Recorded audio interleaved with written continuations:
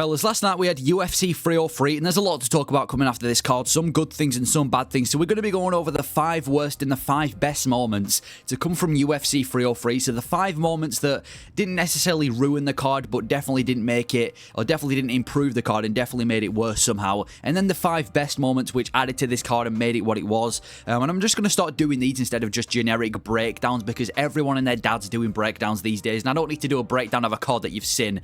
So I'm going to do the 5 best and the 5 worst moments, in my opinion, to come from UFC 303. Let me know if you agree, and we'll start off with the 5 worst things to come from UFC 303, and we'll go in there at number 5. At number 5, I've got Mauro Bueno Silva versus Macy Chiasson being stopped just as it was heating up now.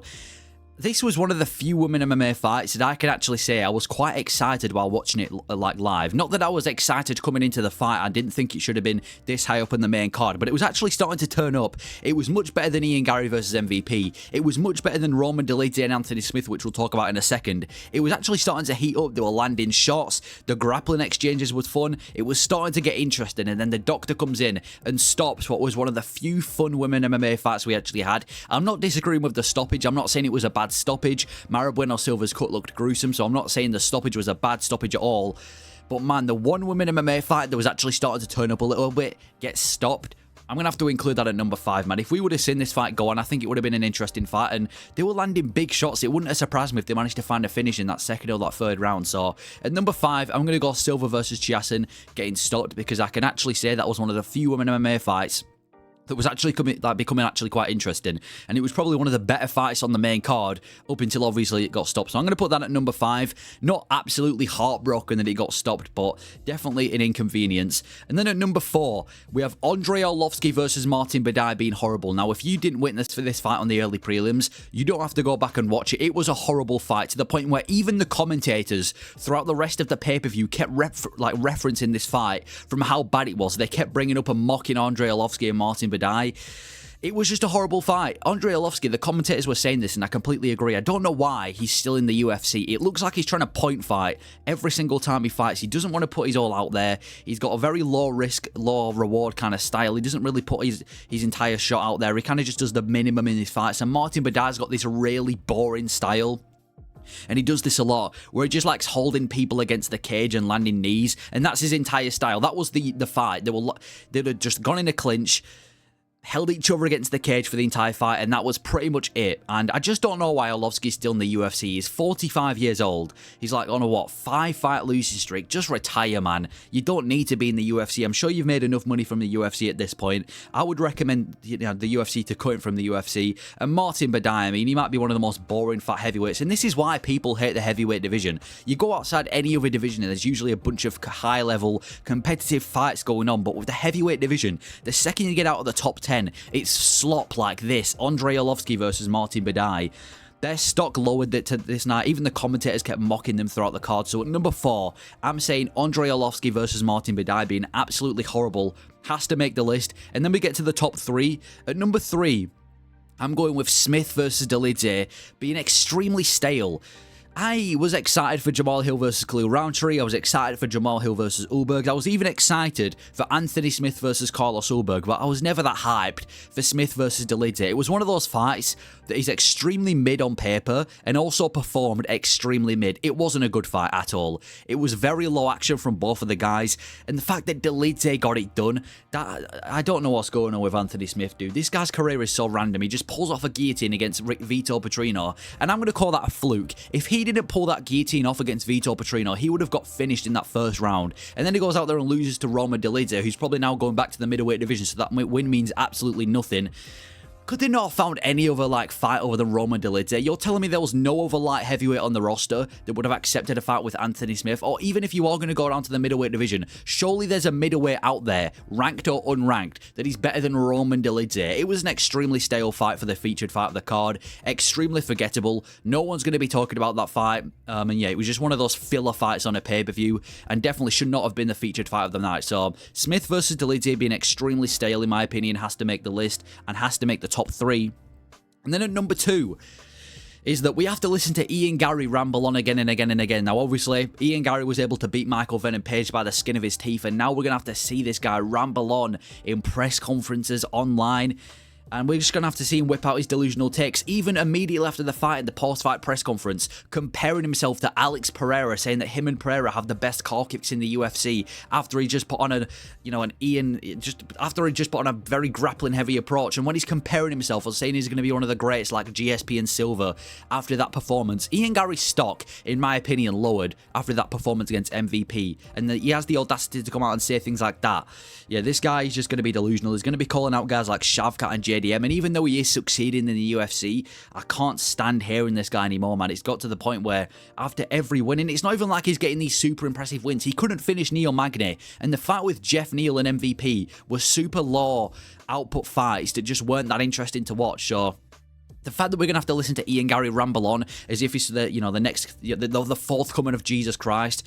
Yeah, I can't bear listening to Ian Gary anymore, man. He's super delusional. And then at number 1, we have the fact that Ian Gary versus MVP sucked. Going back to Ian Gary, this fight sucked. I said coming into this fight that I feel like this is going to be one of those fights that looks good on paper, but then it doesn't perform as good. And this performed even worse than I expected it to. It was a horrible fight.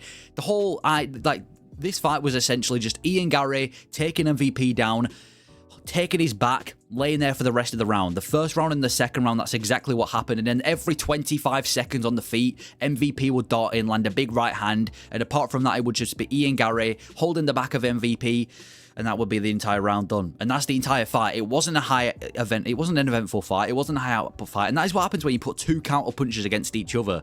MVP stock, I mean, neither of their stock has really rose from that fight. So the fact that that fight sucked, and that was supposed to be one of the good fights on this card. That was supposed to be one of the more interesting striking matchups we had in the UFC. The fact that it absolutely sucked, in my opinion, is the worst thing to come from UFC 303. And it's not going to be a fight that people are going to remember for any good reason. So those are the 5 worst moments to come from UFC 303, but now we'll be positive, the 5 best things to come from UFC 303, in my opinion. And at number 5, we've got Joe Pyfer being the pound-for-pound hardest hitter in the UFC. Joe Pyfer might actually be the pound-for-pound hardest hitter in the UFC.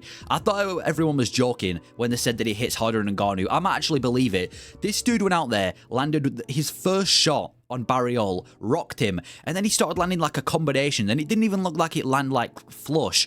Marc-Andre Barriot was covering up. It seemed like Joe Pyfer was just punching through the guard, and he still face-planted Marc-Andre Barriot. This guy has insane power. He got a face-first face-plant KO in the first round, and it was pretty impressive from Joe Pyfer. I want to see him face, whether it be like a Kelvin Gastelum or a ranked opponent next, I want to see Joe Pyfer face another ranked opponent. Give him Chris Curtis, man. That would be such a fun fight on the feet, and if Chris Curtis gets slept, I can almost guarantee he's going to start crying on Twitter again. So yeah, Joe Pyfer getting that knockout over Barriot, proving that he might be the most hardest hitter in the UFC pound for pound, in my opinion, has to make the list at number 5. And then at number 4 is another knockout we had in the prelims, and it is Peyton Talbot's KO.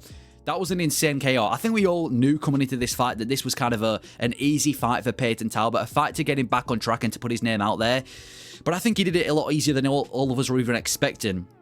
Went out there, I think it was like the first or the second punch he threw, just landed on Yanis Gamore, dropped him, KO'd him, tried getting the walk-off KO, finished with a little bit of ground and pound, and Yanis Gamore was out cold.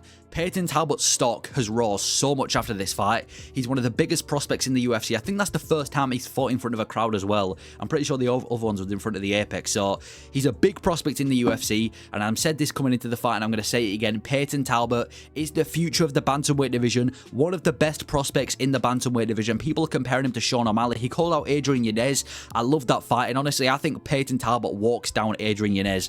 He got the great knockout in super quick time as well. It was like 25 seconds. So Peyton Talbot getting an amazing KO over Yanis Gamore in the prelims definitely has to make this list, and I'm going to put that at number 4. And then at number 3, we have the Pereira versus Jiri Prochazka stare down. The first one was great, but that second one, listen, I know we've had some good stare downs from the Pride days and even in the UFC, but I'm going to go out and say that Alex Pereira versus Jiri Prochazka 2 was the greatest stare down in UFC history.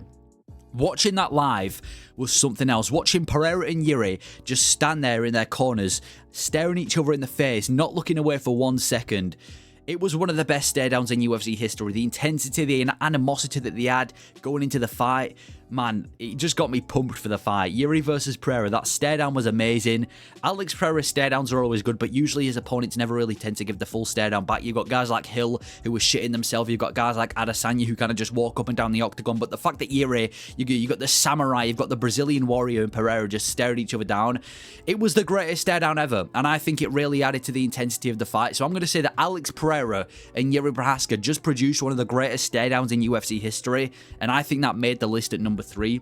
And then at number 2, we have Dan Ige coming in to save the co-main event. I already know there's going to be people online, being negative, saying that the card was cursed, saying that they wanted to see Brian Ortega. How about we be grateful that Dan Ige came in to save the day? Because if Dan Ige didn't exist, the probability is there wouldn't have been a co-main event. The co-main event would have been completely cancelled, and the co-main event would have been Anthony Smith versus Roman Dolidze, which was horrible. So I think we need to be very grateful.